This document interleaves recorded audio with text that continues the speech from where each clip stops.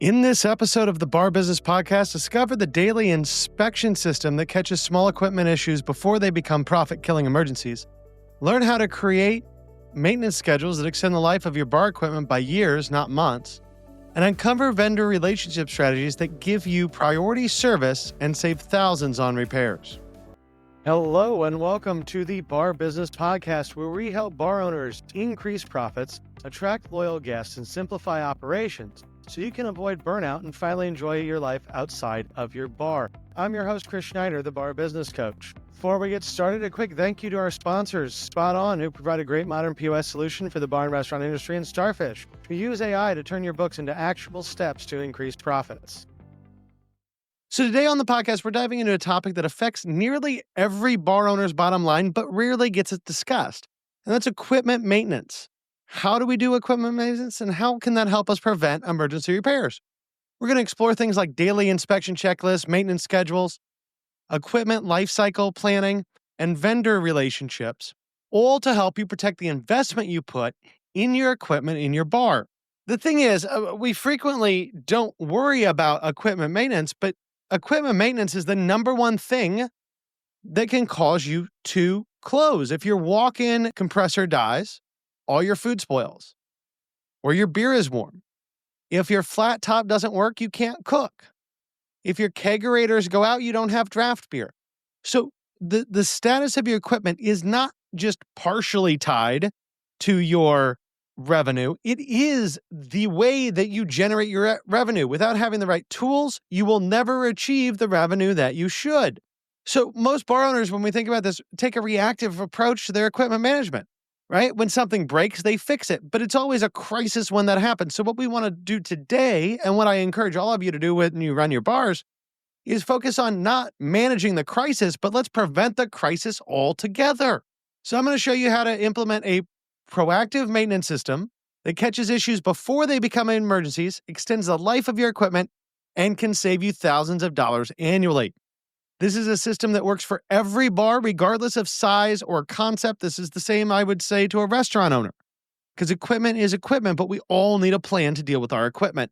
So the first thing I think is really important when we talk about your equipment, how you use it, and what your maintenance looks like, you need to inspect your equipment daily. That doesn't mean you have to take everything apart and go through it every day, but you should have a one-page checklist for daily equipment inspections. And this is simple, right? This is stuff that you can train your team to do. Because what I'm really asking you to do here is to focus on what you can see, hear, and feel, not have technical knowledge. So we're just using our senses to quickly determine what we want to do in order to see if our equipment is working properly. Now, see, hear, and feel are what we're focusing on. So the first thing what we want to do is you want to train probably someone in your kitchen. And I used to have my kitchen staff do this every shift. So if there were 2 shifts in a day, we'd do it once in the morning and once at shift change. Check the temperatures on all your refrigeration units. At least once a day. But like I said, I used to do it twice a day.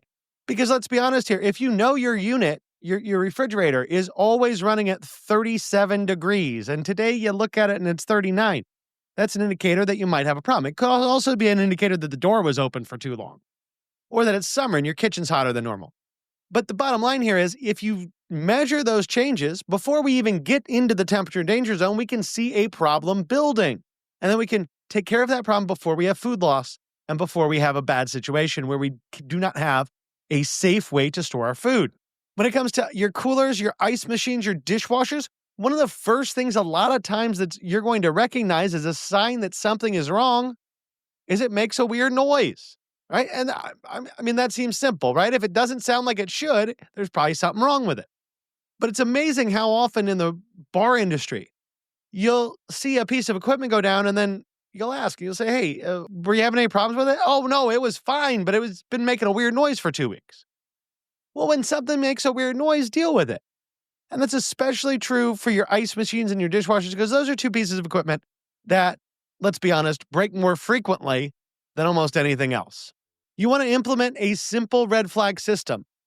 So if something is off, if a temperature is wrong, right, you want to come back and measure it. But Think about manufacturing. For those of you familiar with manufacturing, you've probably heard lockout, tagout, which means that if a piece of equipment breaks, we're going to lock it up. We're not going to let anybody use it, and we're going to tag it. Well, we don't have punch presses and things like that in hospitality that are actually dangerous to people.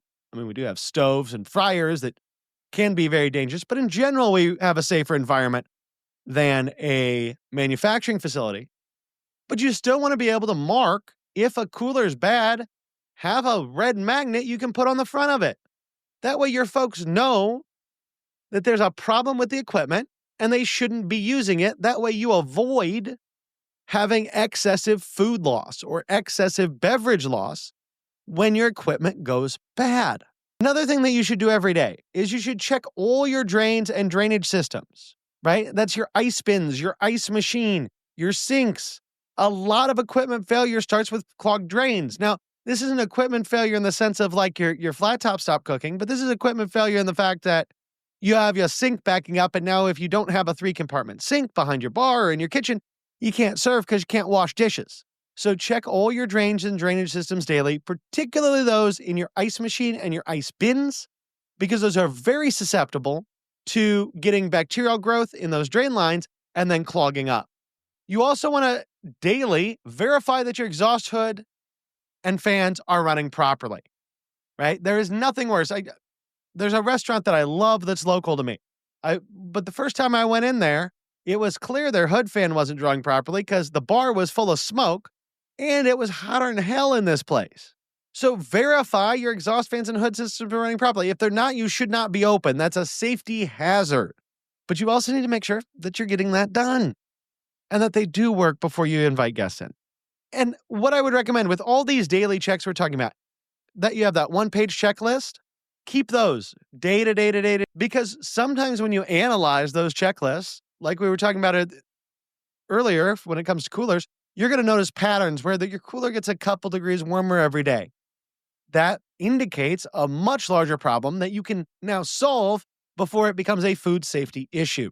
So document all your findings and keep those checklists in a logbook that is somewhere in your back office that is easily accessible, or somewhere in your kitchen that is easily accessible, so that you can look at it as an owner on a weekly basis and then have your managers look at it on a daily basis. So beyond just the daily checks, we also want to establish a weekly or monthly and quarterly, weekly, monthly, quarterly, depending on exactly what we're talking about, maintenance schedule. So you should develop a comprehensive calendar for all of your preventive maintenance organized by frequency, right? I mean, that's pretty simple, but I'll be honest, it's the bar industry. You're a busy person. Unless you write this down, it ain't going to happen. So your ice machine, dirty ice machines are freaking disgusting. Let's be honest here. And they are a huge spot where bacteria can grow inside your bar. And it's against health code to have obviously mold and stuff in your ice machine. But you should schedule ice machine cleaning and sanitizing every 2 weeks at a minimum. Like, keep that thing clean, keep it running. Clean your refrigerator coils monthly. So we've talked about this before, but all refrigerators, especially the commercial ones, they're going to have a condenser coil with some metal fins on it, if you will, and dust collects there. When dust collects, it stops the unit from working properly. I have gone into bars, restaurants, and seen, oh, this cooler doesn't work. Well, heck, pull off the cover and it's covered in dust. Take the dust off and now it suddenly works. And you can get coil brushes to help you clean those off. And then you can also just take, if you have small bottles of CO2, just take a bottle of CO2 around with a hose and blow it out. It doesn't take any time, but it keeps your refrigeration working properly. When it comes to your coffee machine and your water heaters, at least quarterly, you're going to want to descale those. Now, that's going to depend on your water hardness, the exact water where you live, but water heaters are going to be way less effective over time the more scale they get. Coffee machines are going to be way less effective over time the more scale they get.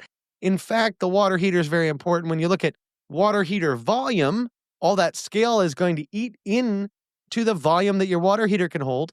So even if you had a 70-gallon water heater to start with, maybe your water heater, if you don't descale it on a semi-regular basis, maybe it's only going to hold 40 gallons. And now you're going to be running out of hot water for people to wash their hands in the bathroom. That's not a good situation to be in. Make sure you're replacing your water filters. So anytime you have an ice machine, You should have a water filter between your water source and the ice machine. If you have Coke machines, a lot of times those are going to have water filters in them. Make sure those water filter replacements are on a schedule. And the thing here is, if you replace a water filter that has a little bit of life on it, that's okay. Because when it stops working, it's not protecting your equipment. And our goal here is to protect our equipment. So I would rather replace a water filter a little early than have irreparable damage to my equipment because I did not replace the water filter. Also, make sure you're assigning specific maintenance tasks, all this stuff that we talked about, to specific roles within your organization, right? Certain people should do certain things. And you don't want to assign it to a person. When you assign a task like that to a person and that person quits, now it doesn't make sense anymore, right? Now you have to find a whole nother person and go through that whole process. But when you assign it to a position, like when your morning prep cook is responsible for checking the temperature in all your refrigeration units, and that should be in the kitchen and behind the bar. But when that person's responsible for checking all of those units, they're going to do that every day. And then if you have a different morning prep person, guess what? That part of that new person's job is to check those temperatures. Now, for you as an owner, or if you're a manager, you need to block off time in your schedule to dedicate to maintenance. I think a lot of times in this industry, we say, well, when I need to do that, I know about when I need to do that. And so when I get a chance, I'll do it. But let's be honest here. If your equipment is fundamental to your business's ability to operate, your ability to bring in revenue, and you just say, I'll do it when I have time, you ain't going to do it. All right? I think we all know that time management in the bar industry is one of the most difficult things.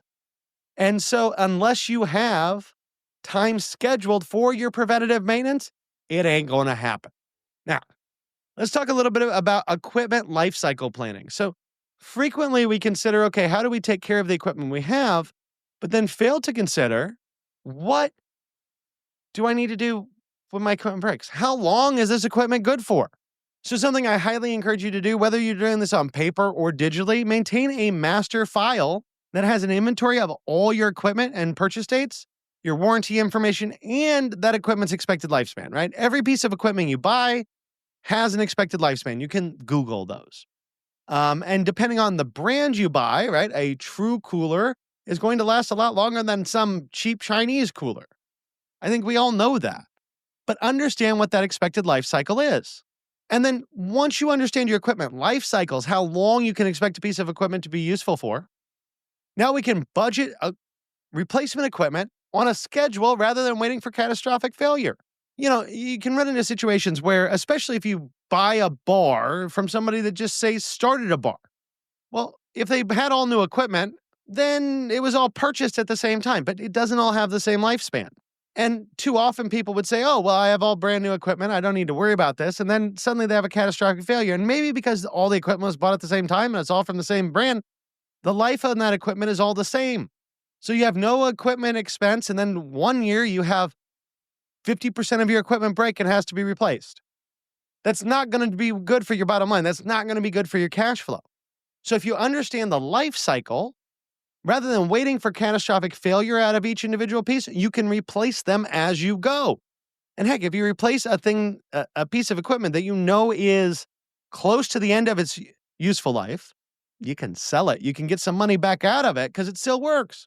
So what I would encourage you all to do is implement the 70% rule. So once you know the expected lifespan of your equipment, you should start planning for replacement of that equipment when you're at about 70% of the expected lifespan. That's when you start thinking about buying new equipment. And if you get new equipment and you only use your equipment to 75% its lifespan, fine. Like I said, sell it. Let someone else have the value of getting that other 25% of the equipment and dealing with all the maintenance issues and difficulties that old equipment brings with it. Now, you should consider leasing versus buying on some of your equipment. There are two pieces of equipment I almost always recommend that you lease rather than buy, and that's your dishwasher and your ice machine. Why? Because they're a pain in the ass. They break a lot. Ice machines are notorious for going down, and when you have an ice machine lease, if that ice machine breaks, usually the ice company, the company that leased you that machine, is going to bring you bags of ice so that you still have ice. You don't even have to worry about it. You don't have to go anywhere. You just make a phone call. If you own that ice machine and it breaks, now suddenly you're running all over town to every gas station you can find to buy all the ice that you can find. Been there, done that. Not a fun place to be. But I have owned ice machines. Yes, that made me run around when they went out, but also in the long run, it was probably a little bit cheaper. But when it comes to ice machines and dish machines, I always recommend leasing those over buying them. Also, when you have time to plan out how long it is before your equipment goes bad, you can look in to what discounts, what sales your distributors frequently have or the manufacturers frequently have. Now, I don't know if this is true or not, but let's just pretend for a second that True, we picked on True earlier, so we'll keep talking about True. True always has a discount on their refrigeration units in November. Well, now because I'm buying the equipment when I want, not when I have to replace it out of necessity, I can wait till November, buy that piece of True equipment, and get it at the best price possible. So research the discounts that are available when it comes to purchasing new equipment. And make sure when you're looking at equipment, a lot of times we look at price of the equipment itself, but when you're talking about something you're going to have over 20 years, energy efficiency, water usage, and maintenance costs are going to add up to a lot of money over the span of that equipment's life. So don't just look at the bottom dollar on the piece of equipment you're buying. Actually think about total cost of ownership over the lifetime of that piece of equipment. And so that when you go to compare this cooler against that cooler, this keg box against that keg box, this ice machine against that ice machine, you're looking at total cost of ownership, not just initial purchase price. And finally, when we're thinking about managing the life cycle of our equipment, make sure you have money in reserve, right? We've talked a lot about this. I think you should always keep 3 or 4 months of expenses on hand. That's important in case something goes wrong, in case there's just bad business. I mean, there could be COVID or something again. I really hope that never happens. But we've seen situations where having months and months of money saved up would save your ass compared to people that don't have it. So make sure that you have a contingency fund, and that contingency fund is going to help cover those equipment purchases and those emergencies if and when they happen. Now let's talk a little bit about vendor relationships, because while you can do a lot of this maintenance yourself, when it comes to things like HVAC, which you should be doing preventative maintenance on, that's outside the scope of what we're talking about today, but your hood, a lot of times those are going to get taken care of by your HVAC contractor. So make sure that for all your equipment, your refrigeration, your hoods, your cooking equipment, you have relationships with at least 2 service providers in your area. Now, why 2? Because a lot of times restaurant service providers, especially if you're in a more rural area or a small town, or even if you're in a large city and you just like dealing with individuals over big companies, if you're just dealing with one person and that person's on vacation when your equipment breaks, you better have somebody else to call. So either use a large company or have more than one service provider. Frankly, have relationships with at least 2 service providers, even if you are using large companies, just in case something goes wrong or you run into a problem with that provider. Now, make sure when it comes to your maintenance contracts that on those, right, you need to negotiate those a little bit. Now, when I say negotiate, what I don't mean is negotiating the price you pay. I mean, you need to negotiate priority service guarantees, right? So if I, as a bar, am going to use XYZ refrigeration maintenance company, and I'm going to use you for everything I do, I want to make sure that when I have a problem, I'm top of your list. So don't worry about negotiating your costs so much unless somebody just gives you a stupid quote that's way too high. Negotiate out your service priority. Make sure that you are the top person on their list if and when you have a problem. You want to schedule quarterly check-ins with your key equipment vendors, even when nothing is wrong, right? If depending on who you're using to buy equipment or to maintain your equipment, give them a call, say what's up. Make sure that you're maintaining that relationship, because just like any other relationship in business, the more attention you put towards it, the more likely you are to A, maintain that relationship, and B, maybe even get a little bit of preferential treatment. When your repair technicians come out, make sure you're paying attention to what they're doing. Not because you want to tell them they're wrong, but because you need to learn what they're doing. And in fact, a lot of times, most of what I know about equipment maintenance is because I paid someone to come out and do it, And then I watched them do it and I asked them questions and I learned. So the next time I had a stupid, simple problem, I could just fix it myself without calling anyone. Finally, when we're talking about this vendor management, consider joining like group purchasing organizations because that's going to allow you to leverage better service contracts and response times. And sometimes it's going to give you a discount. So there are ways to get additional discounts in some of this maintenance if you are using a group purchasing organization. Now, finally, let's talk about tracking systems and technology. So technology has improved. And because of that, we have some different options than we used to. For instance, really early on in this podcast episode, I was talking about having someone like your prep cook go around and measure the temperature of all your cooling units every day. You can also buy digital thermometers that you can just throw in all your coolers that connect to Wi-Fi, and then you can just sit at home and look at your phone and know where all your coolers are. And that's going to provide you a better graph, better data, because it's going to measure more frequently on your coolers. So you'll get better information. Now, that does cost a little bit more money, which is why I'm throwing it out there and not recommending it. But it is actually a better system. And if you're high volume or you have multiple stores, I would highly recommend going in that direction. Now, I would say you need to implement something to track your maintenance, right? Some type of software. And we talked about building a schedule. Where do you put that schedule? I put that schedule on my calendar. But you also need to just track all of this data, all of this stuff about your maintenance. And the easiest way to do that is a simple spreadsheet, right? You can get in Google Sheets and make something up pretty quick. But there are also more complex systems that are industry software that you could use. A big thing, and this sounds kind of weird, but go with me on this. Make sure you take photos of the label in all your equipment. Now, every piece of restaurant equipment should have a manufacturer's label in it. That will have a serial number that may have the year that it was made. If not, the serial number will tell you when it was made, and it's going to have, the exact model number on it. And why do you take pictures of those? Because when your bartender calls you at 1 a.m, and then you put an emergency call to your refrigeration company because your walk-in just went out, you can pull up the picture on your computer or your phone of that label.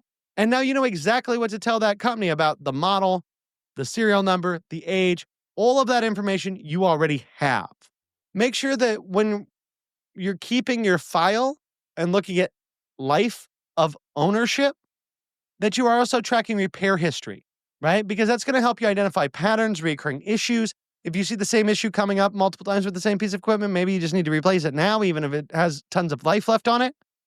But track your repair history, track what is done so that you can look for patterns and recurring issues. Finally, and I kind of already alluded to this, but when I said, make sure you put this stuff on your schedule as far as the preventative maintenance points, you can schedule automatic calendar reminders that are going to help you remember. That's what I do for everything. My whole life runs around automated calendar reminders because I started doing this when I owned a bar because otherwise nothing ever got done.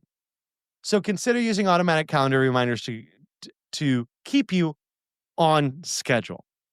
So to wrap up, we've covered 5 critical components of an effective equipment maintenance system: implementing daily inspection checklists that catch problems early, creating comprehensive weekly, monthly, and quarterly maintenance schedules, planning for equipment life cycles and replacement before emergency occurs, building strategic vendor relationships that get you priority service, and using tracking systems that ensure nothing falls through the cracks. Remember, every dollar you invest in preventative maintenance saves you money in emergency repairs, right?